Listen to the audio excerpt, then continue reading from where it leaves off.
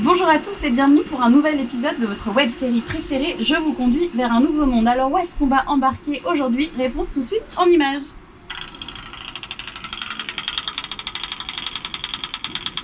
Et c'est parti pour le Morbihan pour un bon bol d'air frais. À tout de suite.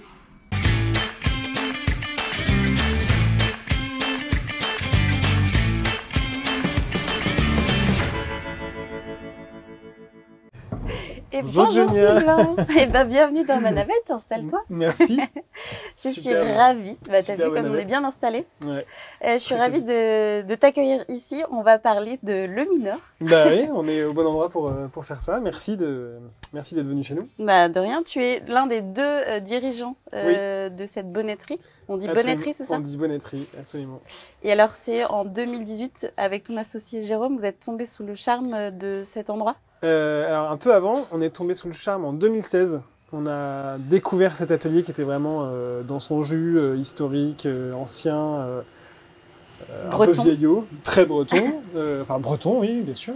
Et en fait, au début, on a visité cet atelier, mais sans volonté, a priori, de le reprendre. Okay. Donc 2016.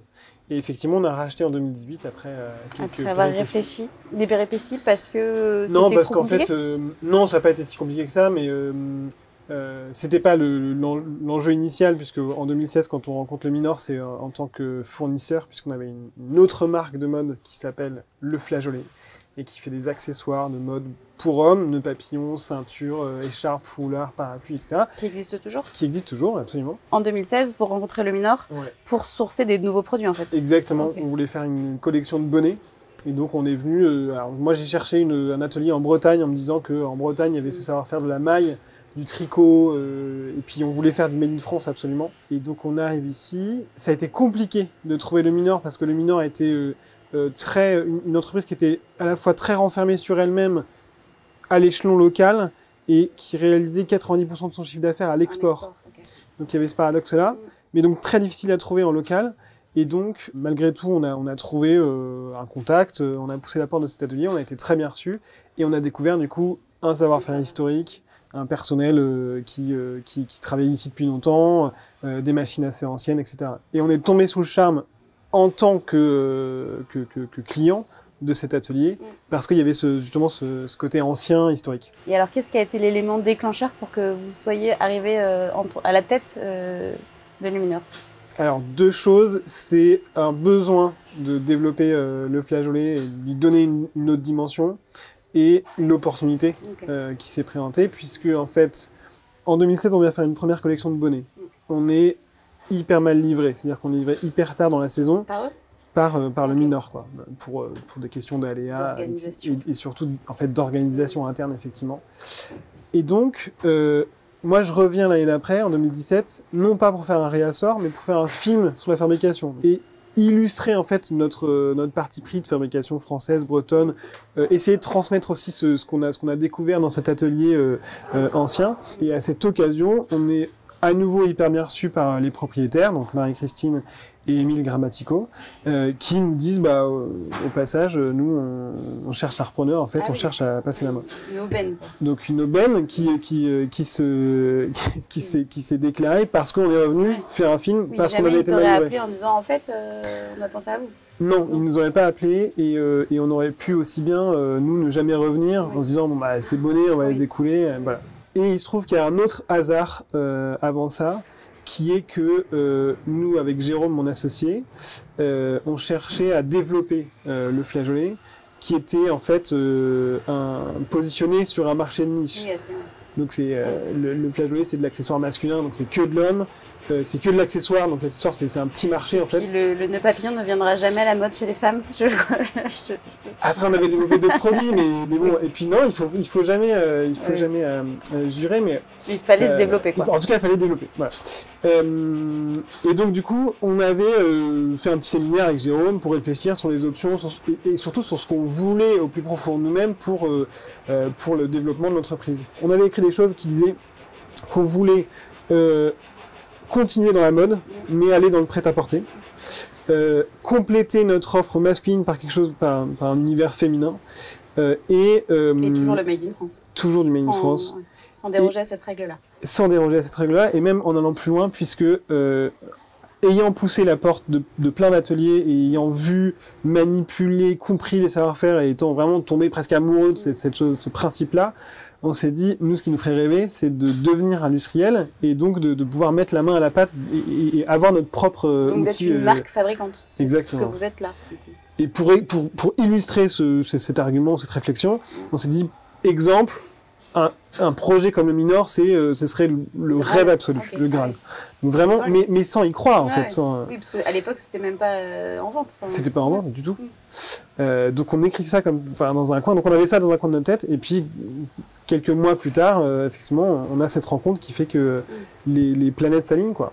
Et après, il y a quand même, j'imagine, un élan, un nouveau souffle à donner. Quand vous rachetez, l'entreprise va bien? L'entreprise va pas très bien.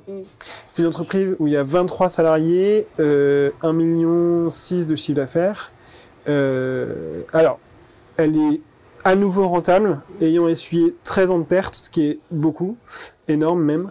En fait, il y a de gros problèmes d'organisation, de gros problèmes de délai de livraison, d'organisation de la production. En fait, il y a tout à refaire en termes de process. Donc c'est très rouillé, il faut vraiment revoir tout ça.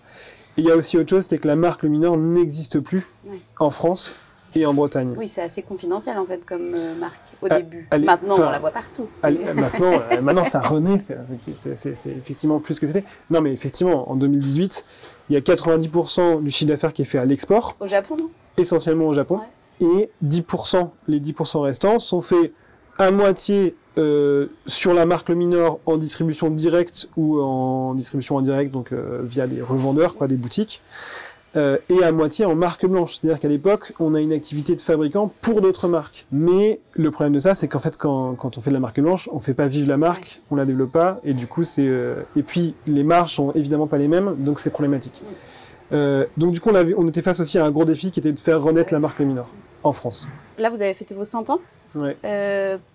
100 ans, ça veut dire quand même une entreprise qui dure 100 ans, c'est-à-dire que les produits sont de qualité, qui durent dans le temps, qui sont bien produits, bien pensés. Mais après, il faut aussi savoir se renouveler, parce qu'on les pulls marins, c'est sympa, mais il faut rester un peu tendance tout en gardant... En fait, il faut gagner des nouveaux clients tout en fidélisant les anciens. Qu'est-ce qui fait Exactement, voilà, c'est ça. Mais c'est ça.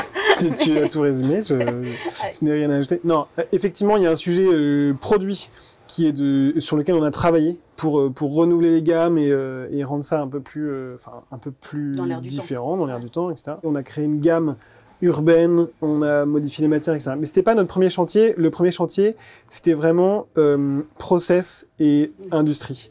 Il a fallu déjà renouveler quasiment entièrement l'outil industriel qui avait plus de 30 ans, donc qui était évidemment ancien et pas productif. Mais c'était essentiel pour améliorer le confort au poste et puis la productivité, parce qu'avec des vieilles machines qui n'ont pas été maintenues, c'est plus compliqué. Donc on a, et ça c'est une spécificité de Le Minor, en fait, on internalise depuis toujours, en fait, c'est vraiment notre ADN, tout le cycle de production. C'est-à-dire qu'on achète des bobines de fil et qu'on les transforme en vêtements. Okay. Ça, c'est unique en France, ça se fait plus du tout. Et justement, cette matière première vient d'où? Alors, la matière première pour le coton vient de France. Okay. Donc, on a une filature vosgienne avec laquelle on travaille. On est très attaché à vraiment contribuer à maintenir un tissu industriel textile en France. En revanche, pour la laine, c'est des filatures européennes. Parce qu'en fait, on ne trouve plus en France de laine peignée de la qualité que nous, on exige. Tu reçois ta bobine et après, de A à Z jusqu'à tout le produit est confectionné ici. Tout le process est assumé ici, donc c'est-à-dire qu'on tricote du coton pour fabriquer du tissu, on tricote de la laine pour fabriquer des morceaux, des étoffes, des morceaux de pull, et ensuite ça va être coupé et confectionné chez nous dans nos propres ateliers. Donc il n'y a rien qui transite ailleurs. Il n'y a rien qui transite ailleurs sauf une étape qui est la stabilisation du tissu, on appelle ça non-noblissement. Donc en fait, quand on tricote notre coton sur des grandes machines circulaires, le tissu est en fait impropre à la confection, il faut qu'on le lave et qu'on le stabilise. Sinon, si on ne fait pas ça, ça vrille dans les machines. Ça, c'est envoyé à Roanne, à côté de Lyon, là où on a encore un bassin textile spécialisé de la maille qui existe ou survit. Mais à part ça, tout est internalisé chez nous. Et ça, c'est effectivement un modèle qui est unique en France, ça ne se fait plus. L'appellation Made in France dans le textile, elle ne concerne que la fin de la confection. Oui, c'est ça. Souvent, c'est l'assemblage, en fait. Souvent, c'est l'assemblage, et en général, c'est la fin de l'assemblage. On n'est pas obligé de faire tout l'assemblage pour avoir l'appellation Made in France. Ouais. Ça te rend pas dingue, ça? Si, absolument. Non, mais effectivement, c'est un petit peu énervant parce que ça brouille les choses. Entre ceux qui apposent la terminologie Made in France en assumant que la fin de la confection, et tous les autres qui surfent sur le petit macaron, le petit drapeau bleu, blanc, rouge, alors que rien n'est fait en France, et ceux qui utilisent la terminologie pensée ou designée en France, ce qui n'a pas du tout le même impact. Oui, on est effectivement dans cette comparaison-là, et c'est pas très sain. Mais nous, on en a fait notre partie. Notre sujet, c'est pas le Made in France pour Made in France, c'est la sauvegarde des savoir-faire. C'est ça qu'on veut sauver. C'est ça. Aussi, en rachetant le Minor, vous avez racheté plein d'anciens métiers. Parce que tu disais qu'il y avait 23 collaborateurs quand vous êtes arrivés. C'est des métiers, je sais pas comment tu appelles ça, mais des tricoteuses ou peut-être ce sont des savoir-faire qu'on ne maîtrise plus et qu'il faut apprendre et former d'autres personnels parce qu'elles vont peut-être déjà être à la retraite bientôt. Exactement. Alors comment tu fais ça, deuxième chantier. Qui est arrivé assez vite après le premier, qui était la modernisation industrielle. Et ce deuxième chantier, c'était d'attaquer très vite la sauvegarde justement des savoir-faire grâce à la transmission. Donc il y a 23 personnes, effectivement, avec des savoir-faire, comme tu viens de le dire, assez spécifiques, sur lesquels on ne forme plus en France. Ah oui, il n'y a plus du tout. Il n'y a plus de formation. Donc le tricotage, effectivement, le métier qu'on appelle de bonnetier, il n'y a plus de formation. Et le métier d'opératrice en confection, qui est une terminologie pour dire ouvrier du textile, pareil, il n'y a plus de formation. Donc tout s'est passé en interne. Donc tout s'est passé. Alors, on a essayé d'abord de recruter des personnes qui avaient une première expérience industrielle dans le textile. En fait, on a vite fait le tour parce que en France, il n'y en a plus beaucoup, et puis en Bretagne, encore moins, évidemment. Et puis ensuite, on a assumé effectivement de former en interne. Et là, on a eu une chance incroyable qui est de pouvoir s'appuyer sur la bonne volonté de nos anciennes.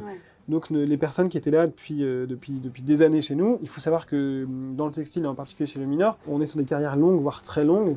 Donc on avait des ouvrières qui avaient plus de 40 ans de maison. Ah oui, donc des savoir-faire précieux, quoi. C'est des trésors, ces femmes-là. Des sommes de savoir-faire et d'expérience qui étaient effectivement, ce qui est très précieux et ce qui rend ça d'autant plus difficile à transmettre.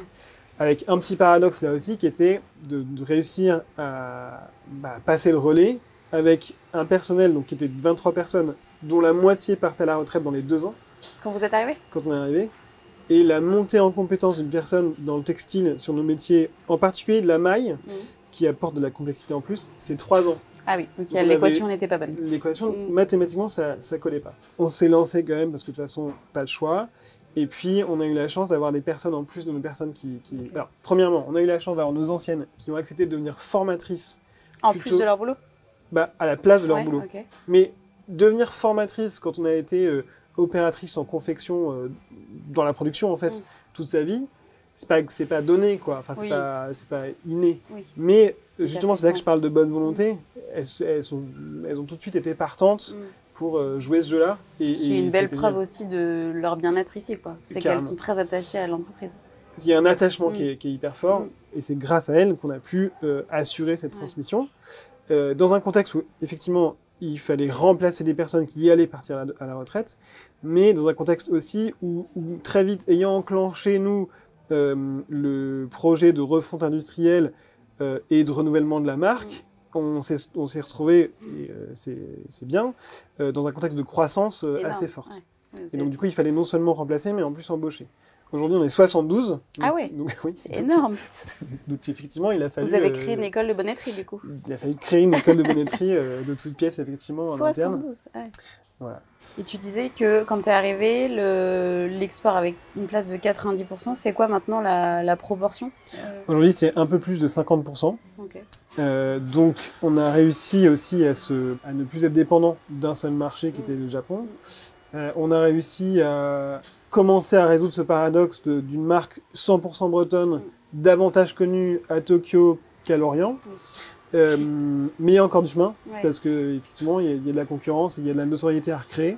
Mais aujourd'hui, on a développé effectivement les ventes directes, avec 2 boutiques, une à Guidel, une à Paris, Ok. et un site internet qui marche très bien. Et grâce à la recomposition d'un réseau de distribution wholesale, donc des revendeurs, qui sont des boutiques multimarques premium, un peu partout en France, et on commence à en ouvrir en Europe, qui nous aident à diffuser en fait nos produits Large, ouais. et donc la notoriété de la marque sur un positionnement premium. Oui, c'est ça. Ça restera une marque, pas de luxe, mais une marque quali. À partir du moment de toute façon où tout est fait en France, pour de vrai, et avec des produits français aussi, tu es obligé de mettre le prix dans la confection. Absolument, effectivement. Et du coup, nous, notre promesse, c'est de proposer des vêtements de très grande qualité qui vont durer plusieurs dizaines d'années, voire toute la vie. C'est une façon de penser qui revient de plus en plus. Je sais pas comment tu ressens le changement de consommation finalement des clients. Enfin, est-ce que les gens ne reviennent pas plus à cette démarche-là? Oui, c'est plus cher, mais ça dure plus longtemps et puis c'est chez nous, quoi. Alors oui. Tu le vois, ça? On le voit, ouais, on le sent. On a vraiment nos clients qui de plus en plus viennent soit consommer parce qu'on raconte justement de manière très transparente toute l'histoire du vêtement, comment c'est fait, où c'est fait. Il y a une attention aussi sur la durabilité. Effectivement, on veut, c'est le fameux acheter moins mais mieux. Donc oui, tout ça, c'est porteur et ça nous aide à assumer nos valeurs et notre fabrication 100% made in France au service d'une qualité très longue. Mais quand même, c'est cher. C'est cher et donc du coup, aujourd'hui, tout le monde n'est pas capable de mettre le prix dans un pull minor, notamment en ce moment parce que le pouvoir d'achat prend un sacré coup, c'est sûr. Et donc oui, on a une offre qui est assez segmentante parce qu'elle n'est pas ultra populaire, c'est sûr. Mais pour 2 raisons. Un, parce que c'est cher et que les coûts augmentent, parce que le travail en France coûte évidemment plus cher qu'ailleurs, et pour des bonnes raisons. Mais aussi parce qu'on a 30 ans de déconstruction de la consommation et de la fast fashion. Oui, finalement, on préfère s'acheter 10 pulls à 10 balles qui viennent de Chine. Plutôt que de mettre 200 € dans un vrai pull. Voilà. Mais ça, c'est un truc qu'il faut ancrer dans les esprits, quoi. Exactement. On y travaille. Et ben oui, je vois ça. Et d'ailleurs, on est là pour ça. Bah oui, on est tout à fait là pour ça.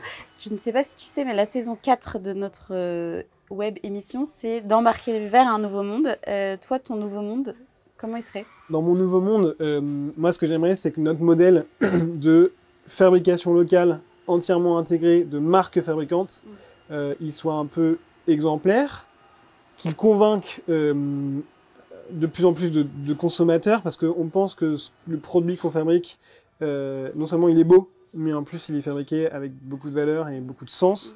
Et ça, on aimerait que ça convainque un maximum de personnes.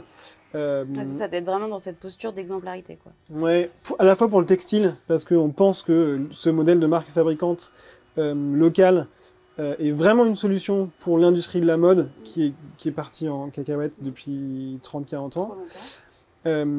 Mais aussi à l'échelle plus globale de la consommation et de l'industrialisation.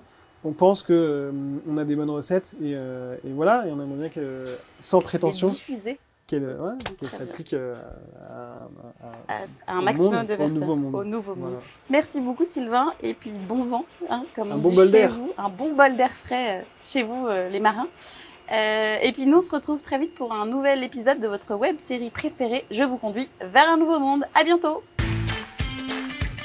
Je vous conduis vous a été présenté par le CIC Ouest.